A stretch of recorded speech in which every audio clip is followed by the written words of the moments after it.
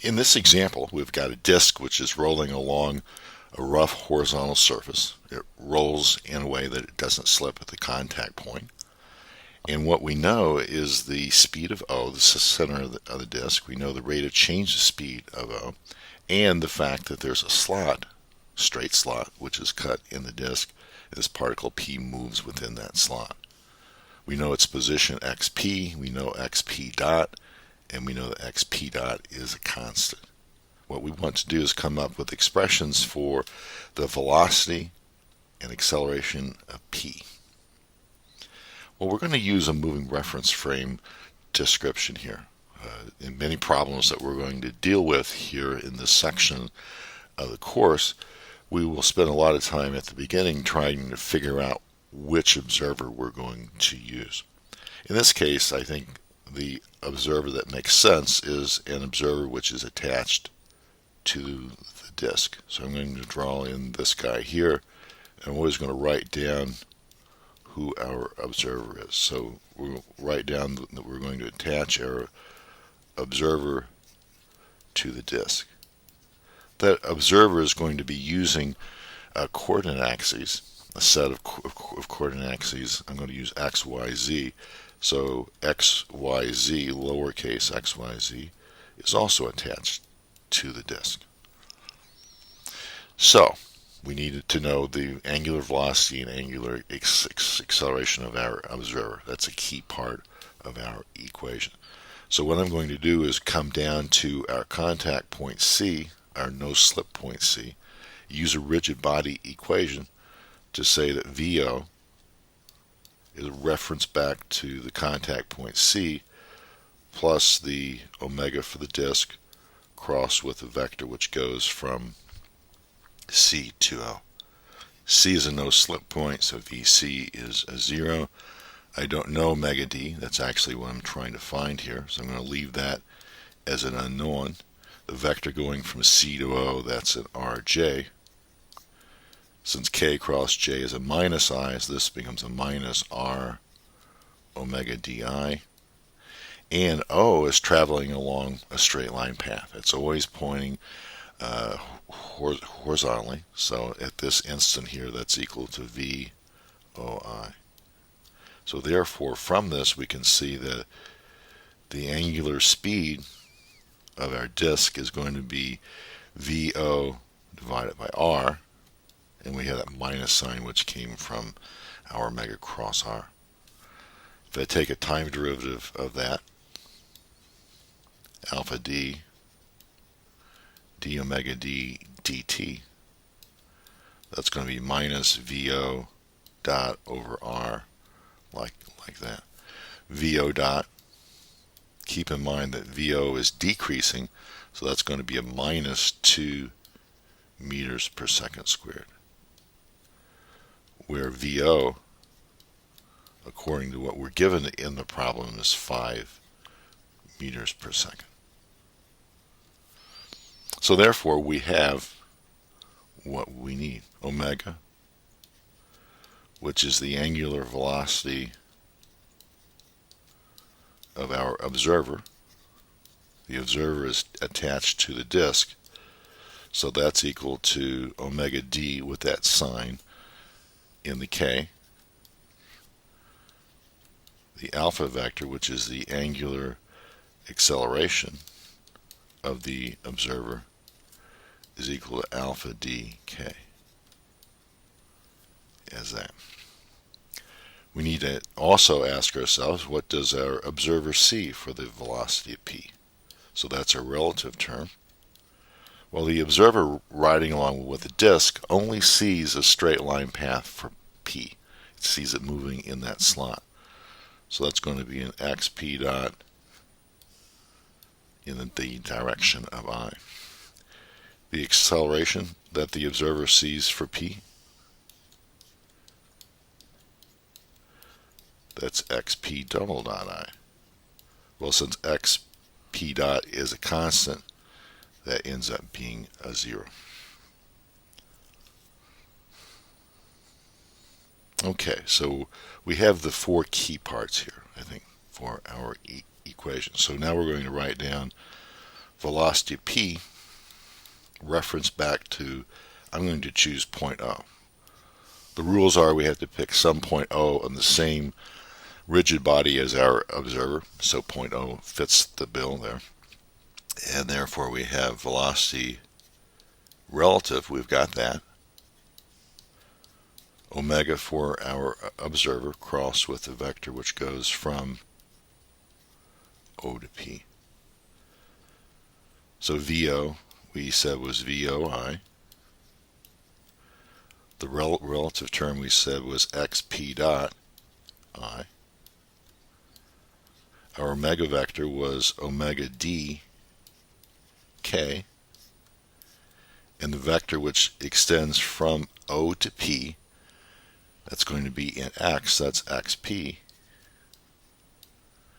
In Y, it's HJ.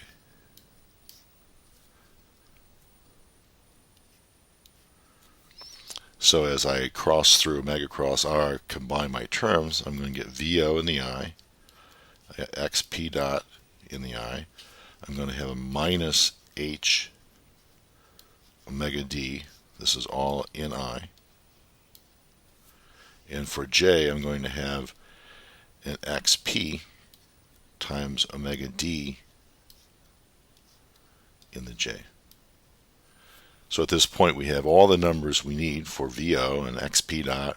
We found out what omega D was. That's a minus VO over R. And we have a number there for XP. We repeat the same process here for the acceleration equation. We'll reference that back to O also.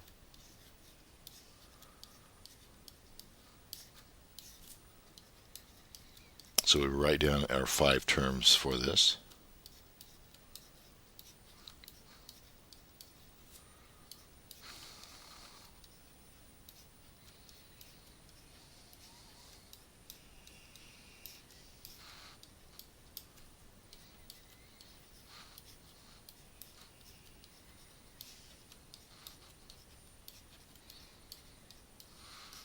Okay. So the acceleration of O, we have that. That's VO dot I. The acceleration that our observer sees for P, we saw that that was a 0. The alpha, that's alpha d k, crossed with a vector which goes from O to P, so that's xpi plus hj, plus our Coriolis term, so that's omega, which here is omega dk. The VREL term was xp dot in the I, plus omega, which is omega dk, crossed with omega dk, crossed with the R vector, which we have used before, is xpi plus hj, as that. So we have a little bit of algebra here. If I just do the first omega cross R, from above we saw that that was equal to minus h omega di plus xp times omega dj. So now if I do omega cross that term, I'm going to get a minus xp omega d squared I. I'm going to get a term here of minus h omega d squared j, like that. This 2 omega cross VREL term, k cross I is a j, so this is 2 xp dot omega dj. And this term here, the alpha crossed R, that will be a minus H alpha DI, and then I will have a term here of XP alpha DJ, like that. So again, we had to do a little bit of algebra to get to this point, but now all we need to do is combine these terms together. For I have a VO dot in the I have a minus H alpha D, I have a minus XP omega D squared I, like that. The J components, it looks like we have an XP alpha D.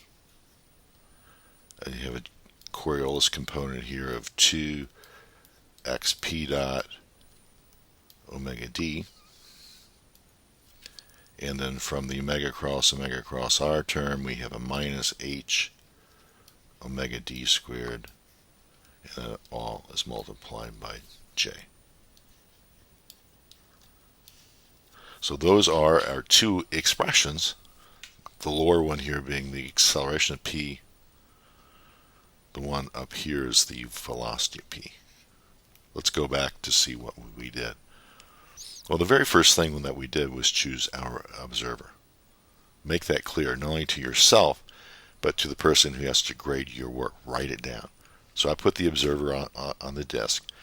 Once that decision is made, that sets the omega vector and the alpha vector, because that tells us what the observer is doing in terms of rotation. The VREL and AREL terms tell us what the observer sees. So that one choice then lined up those four terms.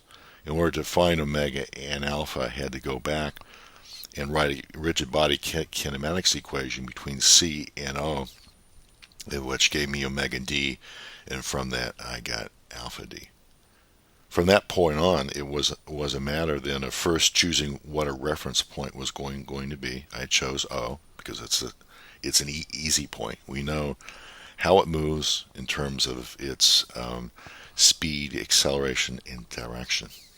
So I just put it in the numbers for VP, put in the numbers for AP, and got these results.